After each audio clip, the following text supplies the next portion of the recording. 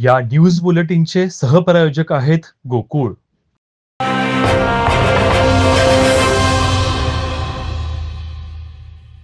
संपूर्ण रत्नागिरीत मुसळधार पावसाचे धुमशान सुरू आहे। त्याचा जोरदार फटका पुन्हा एकदा 8 महिन्यानंतर रत्नागिरी रेल्वे स्थानकाच्या कॉर्पोरेट इमारतीला बसला आहे।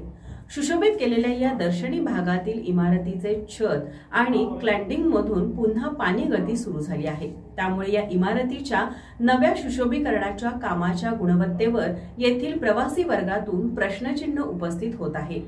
रत्नागिरीमध्ये गतवर्षी ऑक्टोबर महिन्यात मुसळधार पाऊस बरसला होता।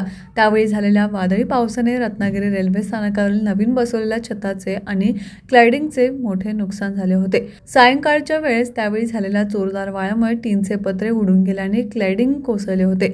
आता देखील गेल्या आठवडाभरापासून रत्नागिरीत सुरू असलेल्या मुसळधार पावसाने रत्नागिरी रेल्वे स्थानकाच्या सुशोभीकरण केलेल्या इमारतीच्या कामाला पुन्हा एकदा जोरदार फटका दिलाय।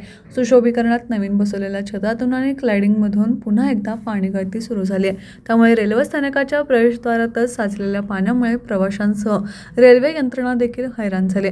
या पाणी गळतीची माहिती सुशोभीकरणाचे काम केलेल्या राज्य सार्वजनिक बांधकाम विभागाला देण्यात आली आहे।